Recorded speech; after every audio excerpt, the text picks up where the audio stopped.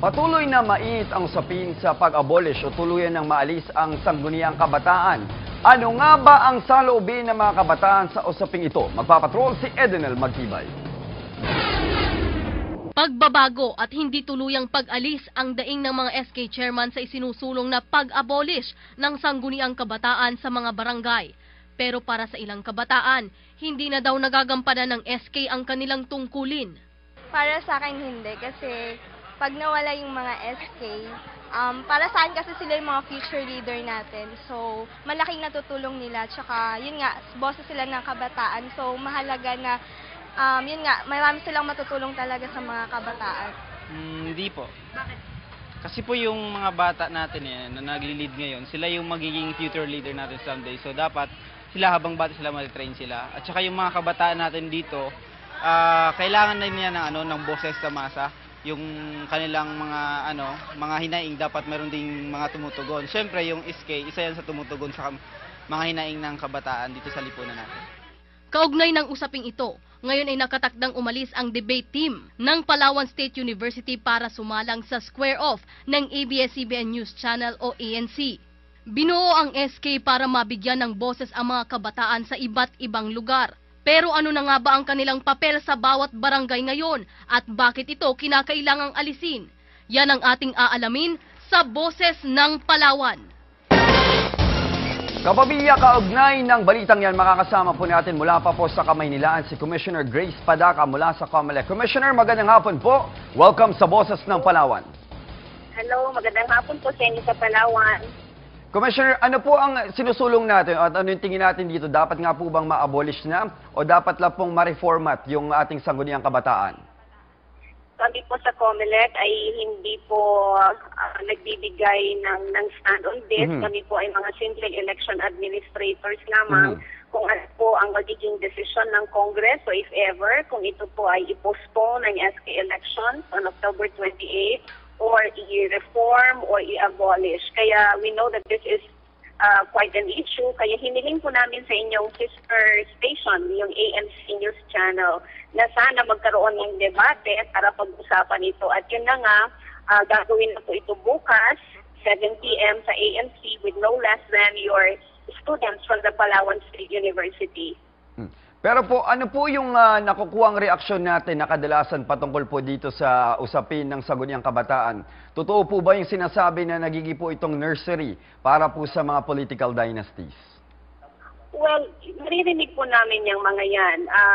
Ito daw po ay parang nagiging training ground for corruption, for political dynasty. At kami rin dito sa COMELEC ay may mga nakahawakang kaso tungkol sa mga mismong lumalabag sa batas na kung hindi man SK na kandidato ay kanilang mga magulang. But on the other hand naman, ay may punto yung ibang mga nagsasabi na kung tatanggalin ang SK, iwala ng paraan para sa mga kabataan para magkaroon naman ng bahagi sa decision making, sa training nila on governance habang sila ay mga bata pa. Kaya nga ang panawagan nila ay huwag itong i-abolish kundi i-reforma lamang. Commissioner, ano nga po ba ang benefits kapag ikaw ay isang sangguniang kabataan member at ano yung usual na naririnig dating dahilan kung bakit mas ginugusto ng mga kabataan na pumasok ng SK? Come again please, ano yun? Ano po yung mga benepisyong nakukuha ng isang SK officer kapag siya po ay naging opisyal at ano nga ba yung mga usual na nagiging dahilan nila kung bakit nila gustong pasukin ng SK? Sana ang magandang dahilan nila kung bakit gusto nilang pasukin ang pagiging SK official ay yung mayroon silang galing at mayroon silang maitutulong sa kanilang mga kapwa kabataan. That would be a very good reason. Ang ilan kasi sa mga benefits na napupunta sa mga SK ay meron silang parte sa budget ng barangay.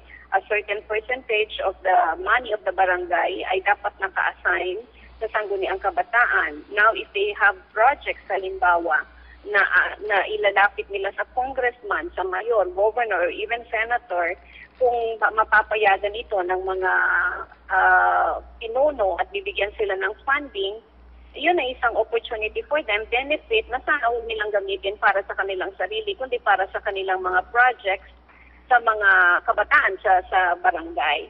At marami ding opportunities din for training, for exposure.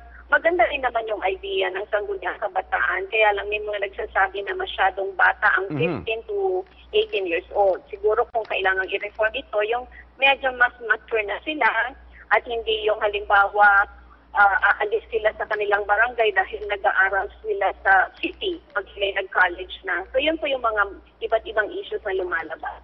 Commissioner, nagiging usapin din po dito na tila hindi nakakuha ng mga anak po, hindi lang po ng mga SK, no, pero maging ng mga anak ng mga opisyal ng barangay. Ito po mga tinatawag po nating barangay scholars. Itong scholarship na dapat na natatanggap daw po nila. Sino po ang dapat nilang lapitan patungkol po dito? I think case-to-case basis po yan. Depende sa mga bawat lalawigan o bawat lugar kung meron nga pong ganyang mga available scholarship programs for them. Siguro ang kanilang pwedeng lapitan ay yung mga sponsors ng mga ito.